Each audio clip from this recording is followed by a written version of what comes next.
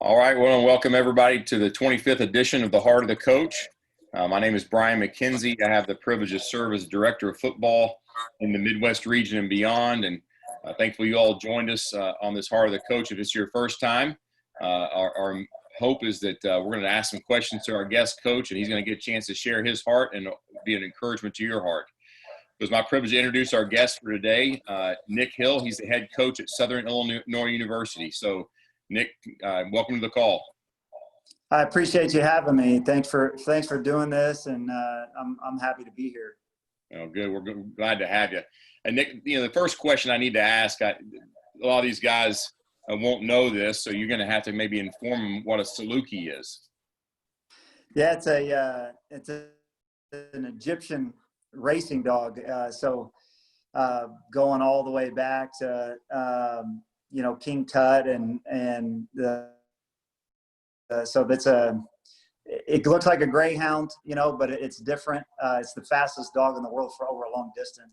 So I guess the greyhound would be faster in a short distance, but over a long period, Saluki's the fastest dog. So pretty unique. We're the only school in the country collegiately that we're the Salukis.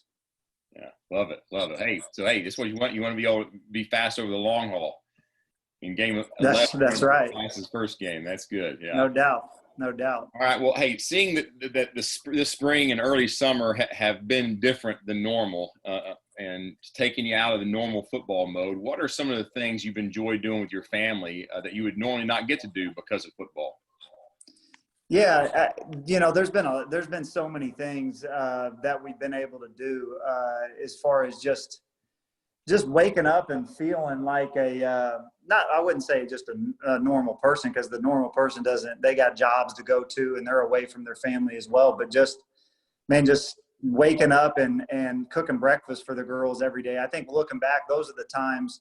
Of course, I love to get out on our four-wheelers and stuff, and we've done a lot of that, and the girls catching fish and going up to my, my land in DuQuoin and doing all of that. But really probably just the small things of I like to get up early, so getting coffee going, doing my reading, and listening to the girls get up, let my wife sleep in a little bit, and getting the girls up for months in a row now, and them just hanging out with me on the couch has probably been the best thing when I look back. I think getting back in the routine of going back to the office, that's what I miss the most, is just those mornings where we're watching movies or whatever we're doing, and making them breakfast and just hanging out. Yeah, love it. Yeah, they're going to miss you when all changes here. Yeah. Well, hey, what's one of the greatest football games you've been a part of, and why was it so great? Yeah, I think obviously probably here our biggest win was when we beat Indiana. That was really on my second start, and so my story to become a college quarterback was a little bit different. I played college basketball for 1 year. I transferred back and had to sit out because I wanted to play both sports. So coming from Division I basketball to Division I basketball, I had to sit out even though I was switching sports. And so it was really my fourth year in college before I actually stepped on the field. That Indiana was game 2. We played a NAIA school game 1, and then we go to a Big Ten school, and we win. And I think now looking back, I really didn't even realize what we were accomplishing or what we were doing while we were doing it, especially me as a player. I went in there so green, you got all your family and everything there. And I can remember being down 14-0. I had a big fumble, probably nervous, probably go into it. And I share this with our team now, is like, we're not supposed to win, and we're going into this big environment and doing, and it was about at that time when I fumbled and we're down 14-0. They're about to go punch it in to go 21-0. And I'm like, this isn't any different than what I'm used to. Like, we belong here. That is no different. The guys over there with that helmet on, I'm like, you better get your stuff together and let's go win the game. We can play with these guys, and it's really, and until that moment hit, and then we ended up winning the game. And so now looking back on it, that was big for our program and our conference. And so that's one of many, but that one definitely sticks out.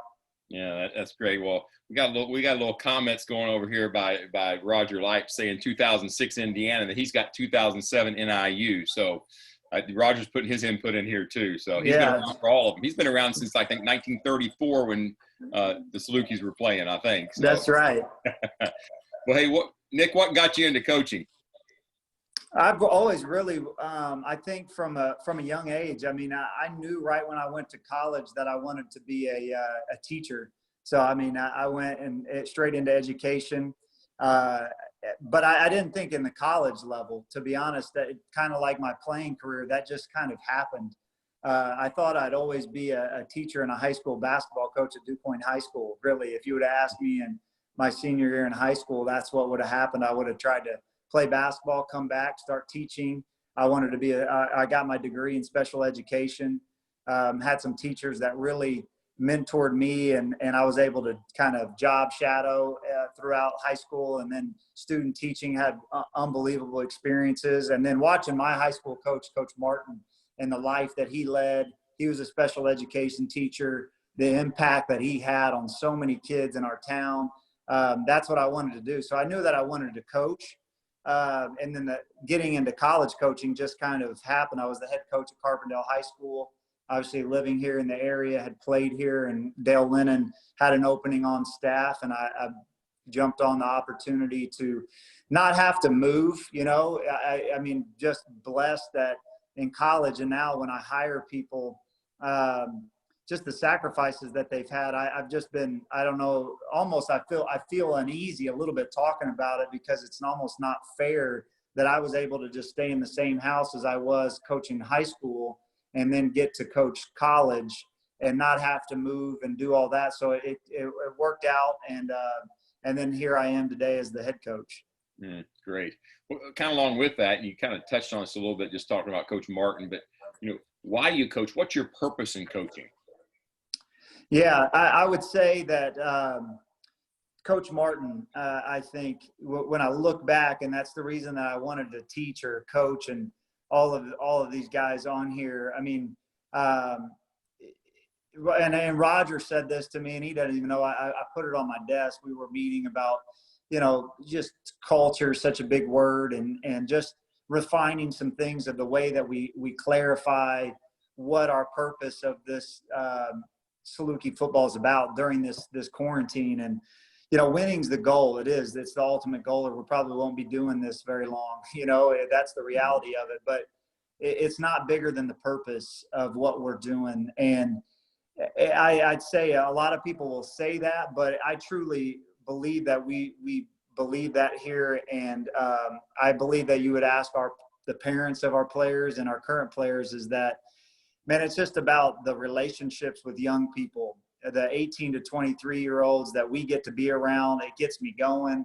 It keeps me excited. There's just so much molding in those years of just getting to be around them. I feel like as a coach, the X's and O's part is, and I found this as a head coach more so than even being an assistant, but your day consists of many professions, that really don't have any, that aren't coaching, but it really is coaching. It's so many things. So that, I mean, it's really about developing the kids. It's the relationships. It's about, hopefully being a small impact of these years that puts them on a trajectory in a positive way. And I think that's the purpose of our program. Okay. Well, how do you want your relationship with Jesus to practically impact your players there at SIU? And I've grown in this just in the last couple years. I think that as I've went in as a head coach, even, is I've found that I just don't know how I could be a great head coach or even a great mentor without that foundation of being led by Jesus. And I've found that, and Roger's on here, and having him at every practice and every game, it's just, you know, and I tell our team this all the time. I mean, we've had a Muslim on the team. We've had guys of different religions, maybe believe, maybe don't believe. But, man, what I've found as I've studied the Bible more so in this last year of my life than I ever have is that that's the gospel of people from all – I mean, is that I'm into leadership. I'm into reading.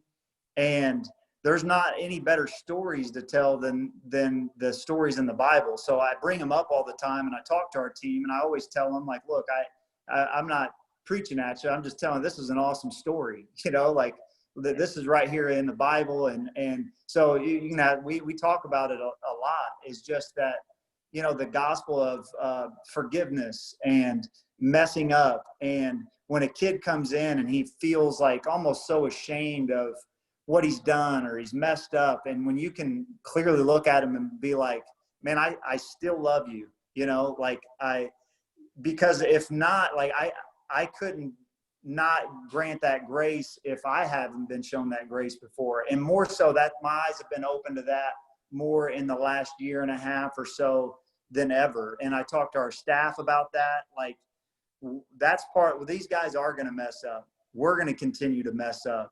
We have to hold them accountable, but we also have to be there to love them and understand that if we want them to get better, that's part of the maturing process. So I think continue to just put in front of them different ways, being completely transparent with them of ways that I've messed up or things that I'm going through, the struggles that us as men I'm going through the same things. And when a kid comes in and spills this story out and is like, you know what? Man, here's a story that I got for you. This is me. This is what I'm going through right now. I have the same struggles. I've been the same. I've made that same mistake. And I think they have a better connection with you when you can open up like that. Yeah, great.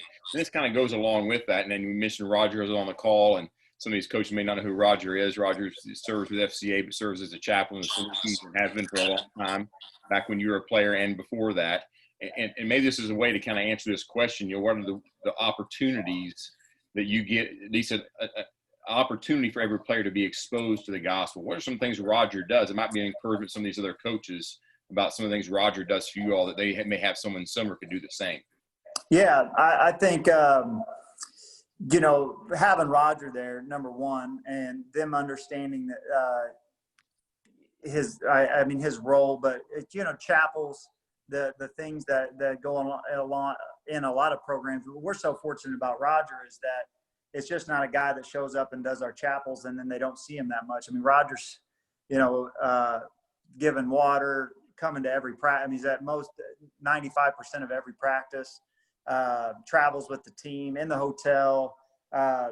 He's one of us. And so I think they see that. You know, it's fun. It's to see the freshmen when they see, like, you know, well, there's Roger and he's the team chaplain. But then by the time they leave in 4 years, it's like, you know, guys coming to them with the worst of situations and saying, Roger's texting them late at night. It doesn't matter. And so we're so fortunate to have that at our level, to have Roger a part of the program. And I think that it's important for as a person of faith and a believer of Jesus is to use those opportunities during this time. I mean, we've, you know, we just had Derwin Gray on last week. That's a pastor, and he was our guest speaker. You know, not being afraid to put that stuff in front of them and doing it the right way. And you know, that as soon as all of these things, it was actually our first team meeting, and obviously the landscape of our country right now and the things that we're going through, and you know, all the protests and everything were going on, and it was our first day of our summer program, which was on the June 8th, and so that's when we kicked, obviously virtually, but it was our first OTA team meeting morning, and I was kind of going back and forth, and I'm just like, I had Chad Beach as a preacher that I listened to. He has a podcast, Leadership Lean In, but he's out of Los Angeles, and I've read a couple of his books.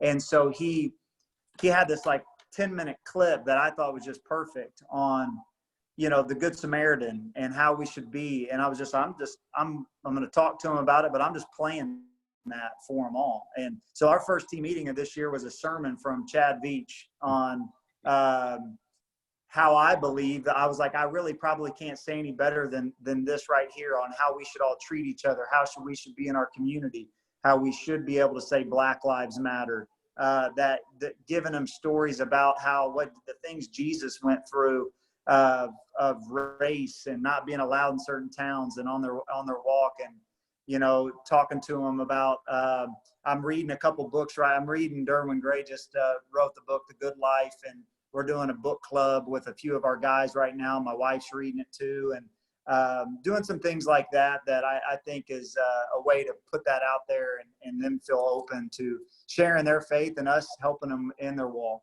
Yeah, great. Well, hey, name two of the most influential coaches you've worked with, and tell us why they were so influential in your life. Yeah, that's a good question. I mean, obviously, I've talked about Coach Martin, and so I think that from my high school coach, and I'll tell this quick story. And you know, Coach Martin is maybe, you know, humility is probably, it's not probably, it's our number one pillar or value of our program. And I heard, you know, Timothy Keller, and then I was saying Timothy Keller, and quickly Roger told me it was really actually C.S. Lewis, that, you know, it's not thinking less of yourself. It's not a position of lesser, and but it's actually, you know, thinking of others first. And I think that I've never seen someone implement that or actually walk that than like Coach Martin. You know, I just thought it was, you know, Coach Martin kind of walks on water in DuQuoin, and he really does. You know, all the wins and the never miss the playoffs as a coach, and, you know, these things. I mean, people grow up, and it's like, as a little kid, you remember seeing Coach Martin in the grocery store, and it's like, man, there's Coach, you know, there's Al Martin, you go to the games, you go to his little camps, but when you get to know him, that I've never met anybody that's so uncomfortable with that being his position. And, you know, he's the water boy, and he'll travel on Thursday nights to the freshman games, and he is the water boy. I've never heard him try to correct the coach or say, hey, you shouldn't do it this way we're going to, he's there to be the water boy, to go get the water, fill up the jugs, do all those things. Saturday morning, the service he does in town.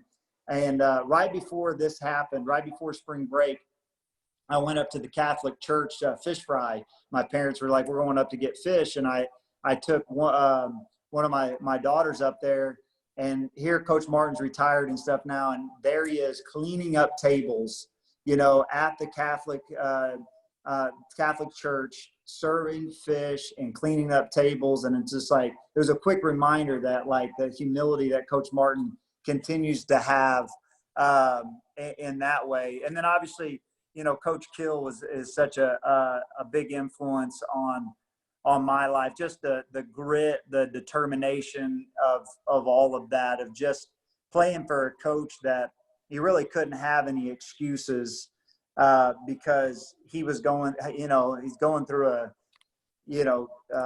cancer treatments, and then showing up at practice or showing up at a game. And it was hard to just see that man's determination of just truly working your way and outworking people and wanting it more, and the determination, the discipline that Coach Kill implemented. So two of my head coaches that I was very blessed to be able to play for. Love it. Well, hey, during a busy football season, which we're hoping that's going to be the case this fall, all right, what do you do to personally foster your growth in your relationship with Jesus? Yeah, and I feel like that's probably where I wasn't doing a great job. You know, you let in the first few years, especially being a head coach, you let the busyness and everything take over. And I found that in this past year is where I was like, I'm not sacrificing anything but for this. Here's the time that I have to set apart.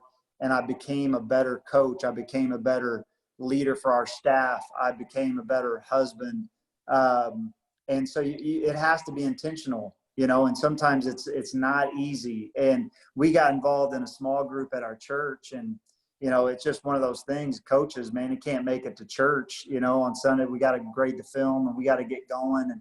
And Wednesdays, I usually get out a little bit earlier, but I can't make it to the small group because it starts at 6:30. And, if I leave the office early, it's just not what we do. We got to be up here. I got to be the last person to leave. I'm the head coach and all these excuses. And this year I was like, you know what?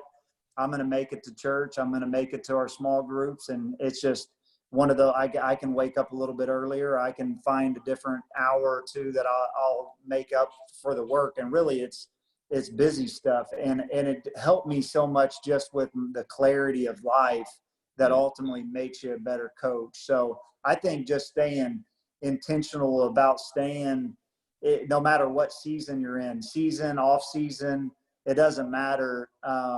Even if you feel like you're slipping and I'm not going to be a great, I'm missing out on this film. It really, you're going to be a better person and coach. You'll find if you stay true to just staying intentional about it.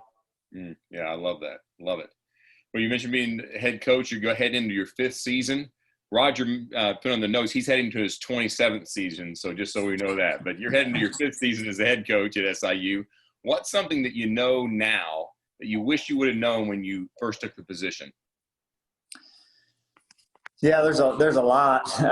There's a lot of that. I think that I'm continuing to learn every day. Just the small impact, being a more diligent communicator. I feel like great leaders have to be just over communicators. I think how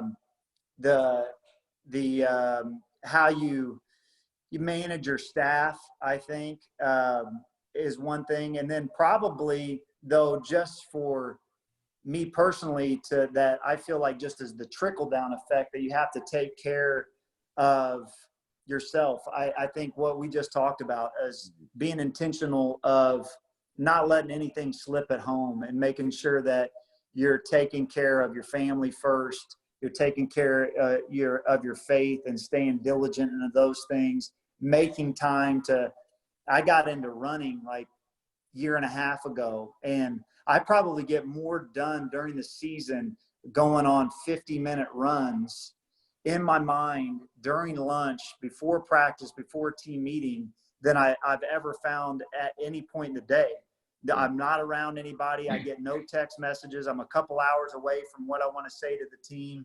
And you're just, whether you're listening to I got into the Redeemer app and the Timothy Keller's app, and it just puts you in a great mindset. And so those are kind of some non-negotiables for me, is like, I'm going to take some time for myself. And then I implemented it for our staff. I'm like, you have to get out of here and go do it, not because it's like, yeah, you got to take some time but it's because you're going to be a better coach. And I think that when I was young, I thought that I, for sure, had all the answers. And we went through some tough seasons. In 2018, we're 2-9.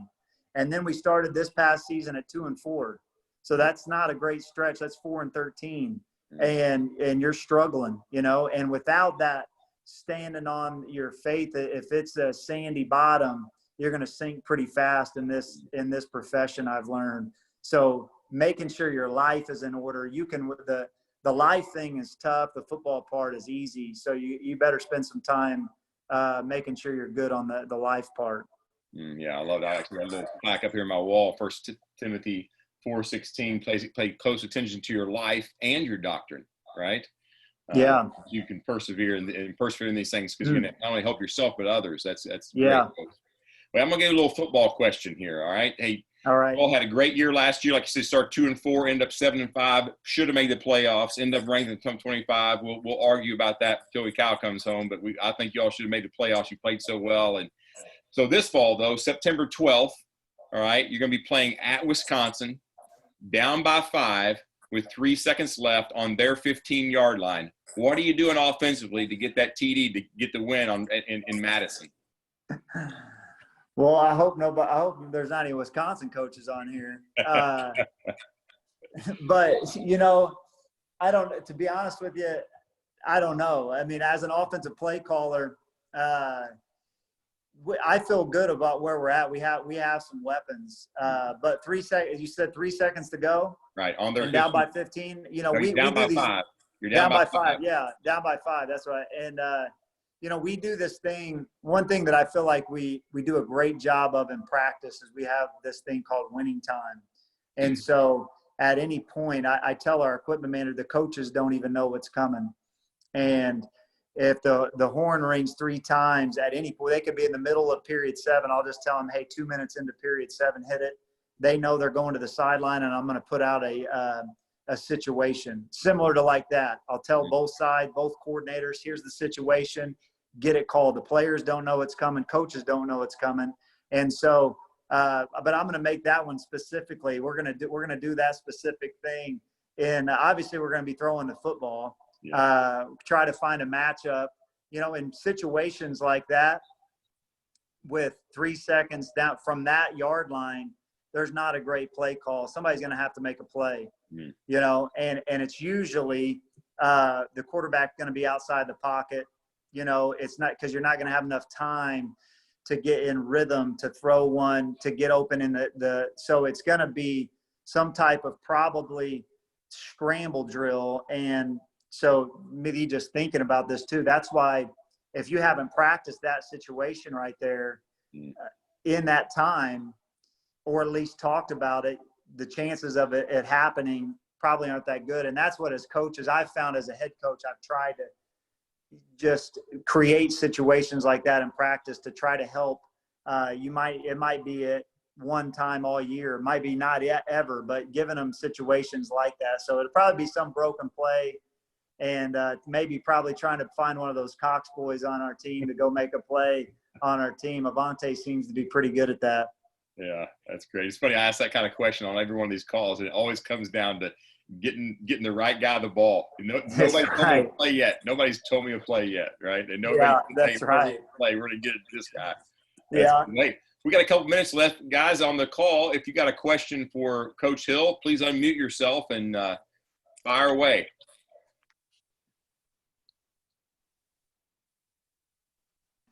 Coach, we talk a lot about players and what we do to them. How do you help your staff grow in their faith? And also, what do you do intentionally to make sure they have time for their family and are doing things with their families? Yeah, that's a good question. I think that all of this, what I see and when I read is it's how you care for your staff. It's how you carry yourself every day. Obviously we do things with Roger every Monday at 3:30. We have a Bible study during the season. So being in the Word together, having those conversations, even during the season. But I think that if it's just a 3:30 staff Bible study, where then you go find your Bible and get it out, it's every day how you treat those guys and how they see you acting, how they see you treating people. Bringing it up in the staff meeting, using the examples that we've talked about that I sometimes try to use as a team. I mean, I think it's just how you carry yourself, how you live your life, and the conversations you're having in those staff meetings. You spend so much time together. I think you'll quickly understand who's leading someone's life when you're around them that long. As far as the staff goes, I try to. I have young kids. I tell them that all the time. We just hired a brand new receivers coach, and he's got 4 young kids. And I told him, look, you're going to have you get out of the office. I expect you to work hard and to do your job, and we understand all of that. But you need to get out of the office and you take care of your family, because I'm not going to be up here burning the candle at both ends.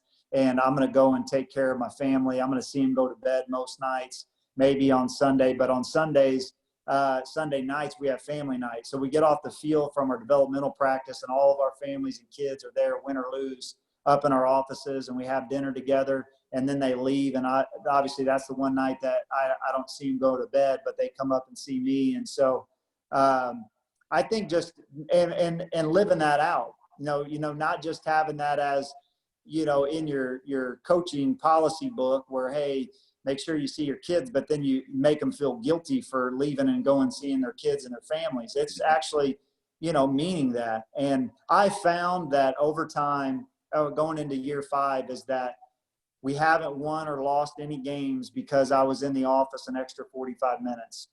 That play that comes down to at the very end, it didn't come down to because I was, at the office till midnight instead of 10, or I went home at 7:45 so I could get 20 more minutes with my girls, but the other coach left at 9:30. That's not why we won or lost. And so I think just making sure they know where you stand on that, hiring a great staff that has the same, values as yourself, and just letting them be themselves and letting them go and making them feel comfortable having a family life. Yeah, well, great question. And guys, now you can see from all these questions that Coach Hill has answered why I wanted to have him on this call. I know just getting to know him a little bit over the last couple of years, especially knowing him through Roger and seeing his heart, I wanted you guys to hear his heart. So thanks for getting on the call, all you guys. Coach Hill, thanks for being our guest today. Hey, Brian. Yes. Hey, can I ask the coach a question? All right, we're going to go overtime here for a minute. All right, go Just ahead. real quick. Coach, Deontay or Avante, who's better? Well, you've got them trained up right. I know that. Well, I got Avante until maybe that'll encourage Deontay because he hasn't made any plays for us out on game day. Avante's made a lot for us so far in year 1. All I know is I'm glad we got them both because they both look pretty good out there together. And we were able to see Deontay quickly in 5 practices in spring already start to make some of those similar type plays. And so I'm glad we got them both. It's going to be fun watching them. Yeah. You guys don't know. You'll like them. Yeah. Well, Rico's a personal trainer and done a lot to help a lot of kids in Central Illinois, especially the Cox boys, and we're all looking forward to seeing them make plays. But, Nick, again, thanks for being our guest today, and thanks for your love for the Lord and your love for coaching and being a great example for all of us. Appreciate it, Coach. All right. Thanks for having me. Thanks, guys. The rest of you guys, good to have you. And if you want to see Nick later on, pass it on. It'll be on our FCA Football YouTube channel along with the other 24, the Heart of the Coaches that we've already done. God bless you guys. Keep up the good work.